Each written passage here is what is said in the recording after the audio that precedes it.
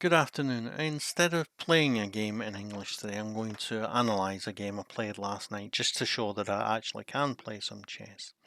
And then after I've done that, I'm going to play a game in Norwegian. And if I've got time, I'm going to play a game in English after that. But I've agreed to swap to a night shift tonight with one of my friends from work. So, yeah, gives me a limited amount of time today. Okay. Let's look at what happened. I was playing the white pieces against a 2100 player called Polo Pap from Tiny Little Flag. It's Niue, which is a island country associated in a free association with New Zealand. And if you look at the flag in detail, it has a version of the old New Zealand flag in the top left-hand corner. The old New Zealand flag was a Union Jack with the 5 stars, the Southern Cross on the Union Jack flag. Similar to the flag now, but different. Anyway, just want to look at this. So I played a d4, as I've been playing for a few weeks now, and my opponent played knight f6. Beautifully flexible move, can't complain about that. So I played g3, the Tartakover attack. It isn't any better than the Catalan. It isn't any different than the Catalan, but it is a different move. It is a different move order. And my philosophy in chess is, for the first, don't play what your opponent wants you to play. And for the second, give your opponent opportunities to make mistakes. So I'm giving him an opportunity to play a move which is inappropriate for the system which I have chosen. Of course, he's a good player, he's not necessarily going to do that, but I'm giving him the opportunity. So he plays e3, and I think, well, okay, I don't want the bishop coming into b4, I'm going to stop it. It might look like a bit of a wasted move. I've played 3 moves so far, no pieces developed, he's got 1 piece developed. Do I really know what I'm doing? Maybe not. He plays the pawn to d5, and I play the bishop to g2. One of the ideas behind playing a3 is that I can now play knight to d2 without it being molested and play c4 like a kind of Catalan, but I've already made some of the moves first. I'm just playing, looking towards a Catalan structure in a different move order. But my opponent's smart. He sees this and thinks, well, now's the time to make a break in the centre. Does he really want to play the pawn here and end up with this structure? Then these pawns don't look very good. Yeah, it's a sensible point in time to attack my structure. So I take it back. Well, I'm thinking I'm going to get to chase it, and I'm going to get to play then knight to d2, and c5 still works, c4 still works, and it's still like an open Catalan. It isn't an open Catalan, it isn't even an open Neo-Catalan, but it's like it. The ideas will be similar. So he takes the pawn, and I play here.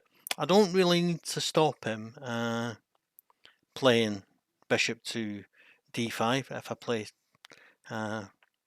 b4, but I want to encourage him to maybe push this pawn or maybe castle or do something else inappropriate. Again, I'm giving my opponent the opportunity to do something which doesn't pass in his system, and I'm playing a move which I'm going to play anyway. Does it hinder my bishop? It does a little bit, but I was thinking of playing the bishop to either d2 or b2 anyway. I wasn't thinking of using this diagonal, so no, it's just a move order thing, which does give my opponent the opportunity to do something wrong. And he castles, and no, I push the pawn, and he goes to b6, sorry, and I come to b2, so I've got a threat on the knight as well. And who knows, I might be able to move the knight, maneuver a rook onto d1, I have some attacking possibilities. a6, well, this weakens the bishop. And yeah, it gives his bishop a retreat square as well, but it does give me the opportunity to attack the bishop. And so I'll come to d2, so that I'm threatening to play c4, and if he takes with the knight, with the pawn, I'm going to take with the knight, attack the bishop, And okay, he can swap off the queens, but then this pawn will become weak. So he plays rook to c8, and I play c4 as advertised, and I take on c4 as advertised, and he takes, and now he's made it difficult for his bishop to retreat to a good square, and he retreats to a very bad square. And this gives me a great chance, which I seize instantly. Of course, he's given up the square d6 and give me a chance to play an octopus knight. I'm playing an octopus knight. And he plays rook to d8. And I wish I could say I found the perfect move here. I didn't. I played the wrong move.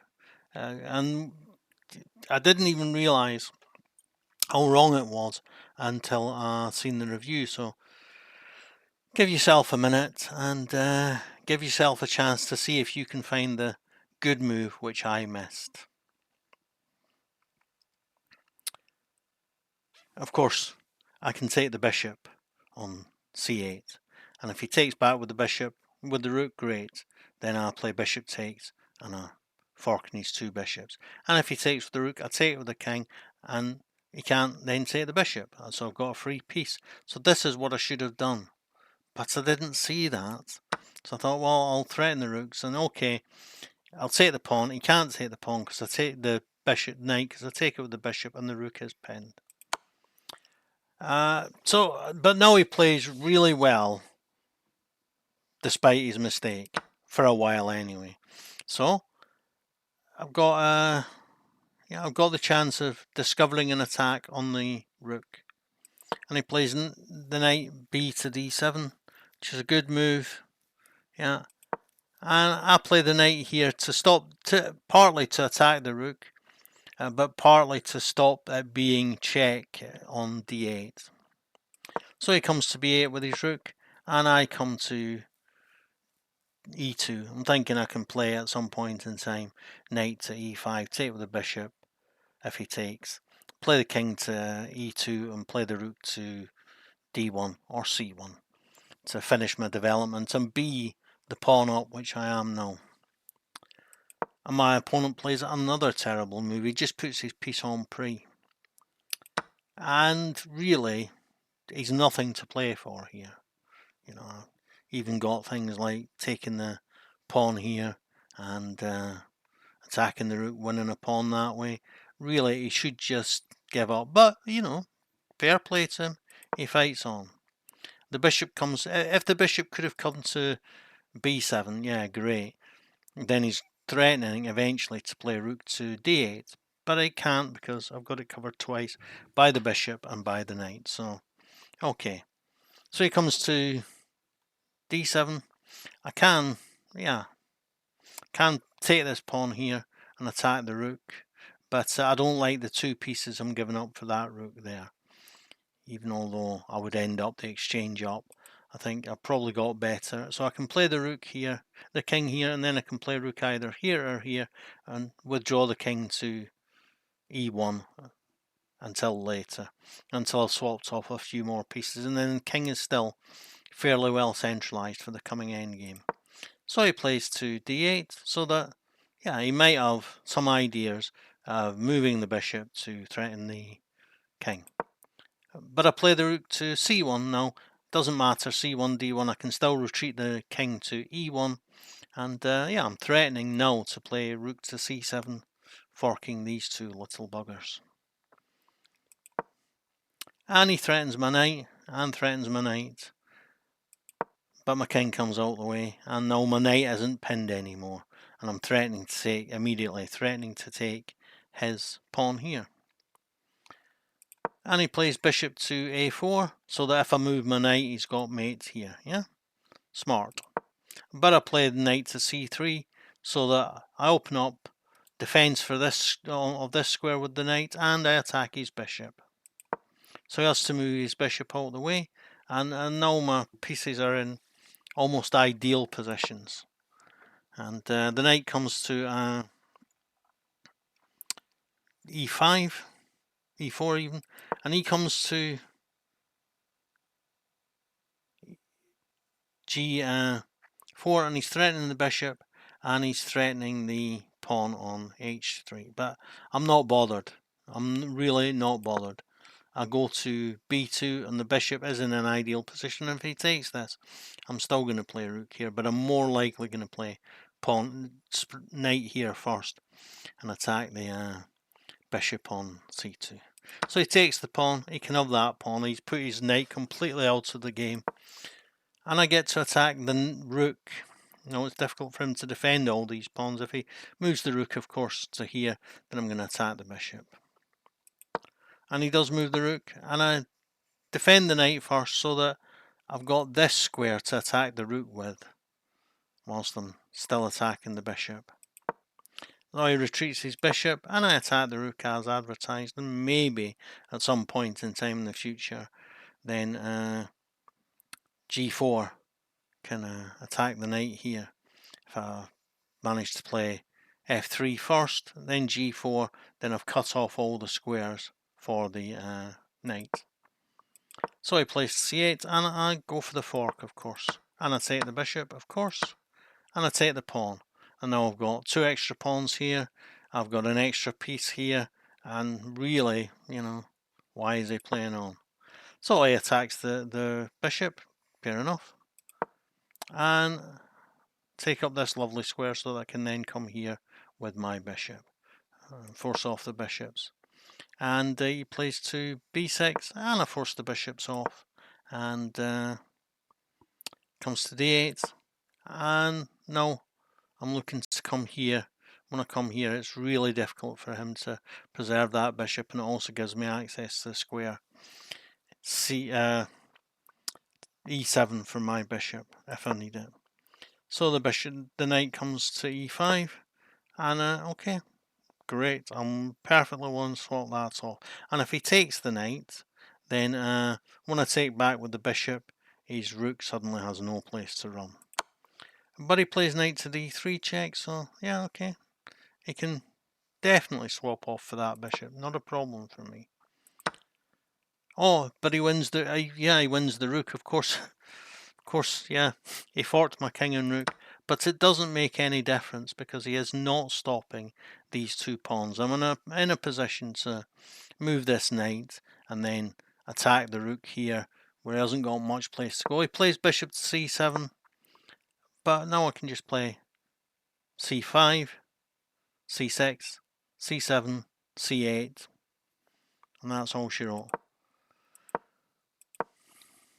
And then I take it, of course, and I push to b7 so that it's defended by the bishop, so that I can come here with the bishop and threaten the rook. And also c7 prevents him from playing the pin on e8.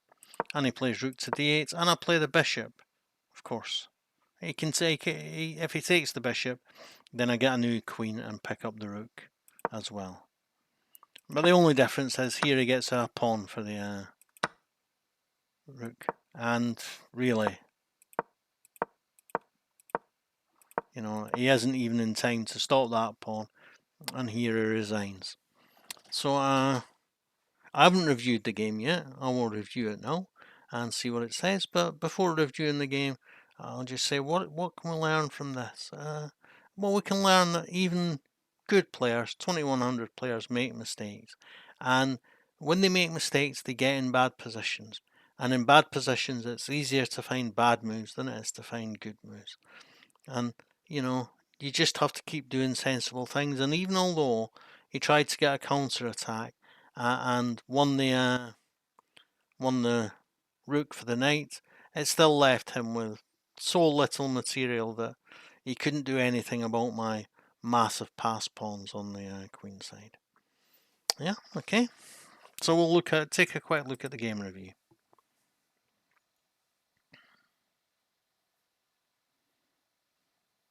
It's probably not going to like that. 88.3, I'm happy with that. One mistake. Okay, so there wasn't a blunder to give up 2400. Oof, I'm a genius.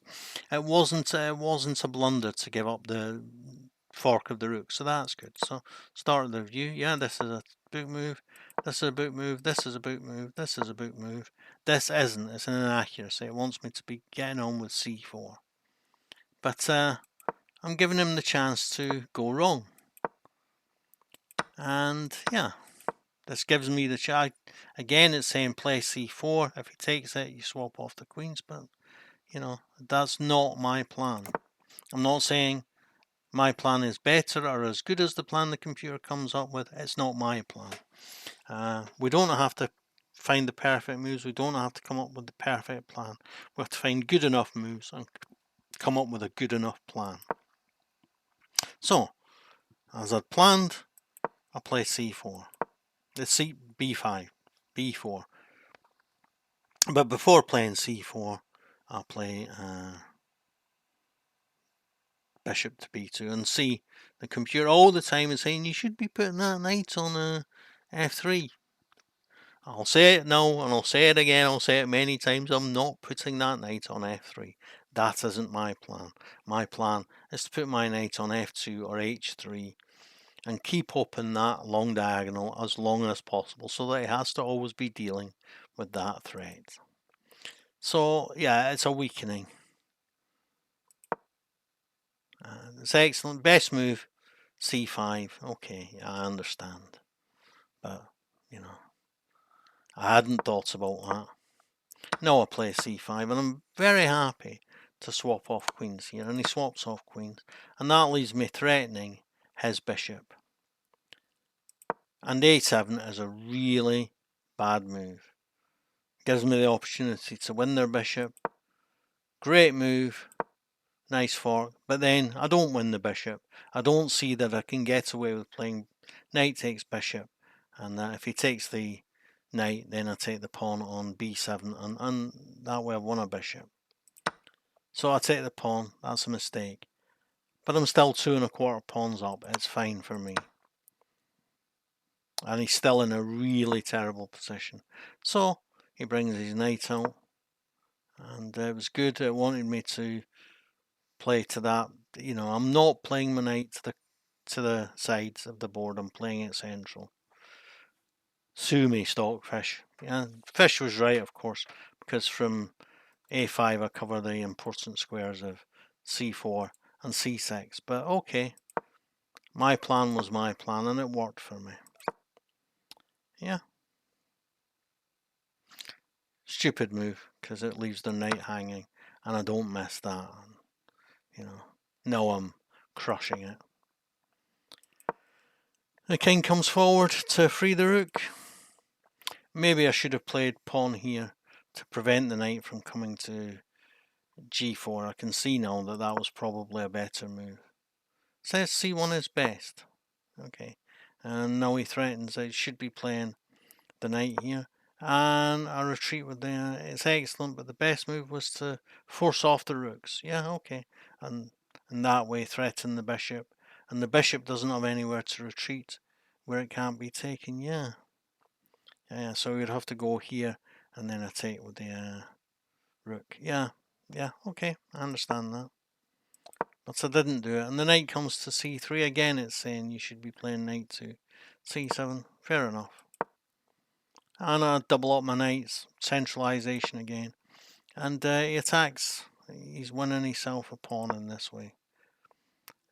Big whoop. Yeah, and I put my knight eventually on the excellent b7 square. And I cover the knight. Again, it wants me to play it. I'm never going to play knight to a5. I'm not a machine. I'm a man. And yeah, he retreats his bishop. Things are just getting a lot worse for him. And I attack his rook. And he plays a rook to c8. And I attack his rook again. And fork his bishop. And I take his bishop. And I take his pawn. And he comes to e3. g4 even.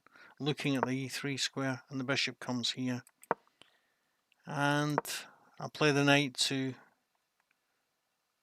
the bishop to c5. It's a good square, but it gives up this important square for the knight. And he retreats the knight, and the knight comes to b8. Seems stupid, but it's a good place to put the knight, as I said. The knight comes to e5, and I suggest a swap. So as it says, you're losing material with that position, with that move, but your position is still winning. And it is. And he takes the rook, and now I've got a knight, a bishop, and a pawn against the rook, and I've got 2 passed pawns, and that rook is very, very restricted. Of course, I'm winning here. And of course, push the passed pawns. What else are you going to do? Push the passed pawns. What else are you going to do? Take the pawn, push the passed pawn. You know, what else is there? Now, lovely little bishop sacrifice. Obviously, it doesn't take it. I can't. You know, there might be a method where I can chase off that bishop and get the bishop to here, the light squared bishop to here, and then to here, and then queen the pawn. But it's not worth it. I just get the queen, get the rook, get the push the pawn, push the pawn, push the pawn, and of course he resigns. Mate in 7. Yeah, I think yeah, it said 88%, and a reasonably well played game. Not perfect. I'm not looking to play perfectly. I'm not a machine. I'm a human being. I play flawed chess, but I try to play good, interesting chess. Don't forget to like, subscribe, share, and comment to my videos. Thanks. Bye.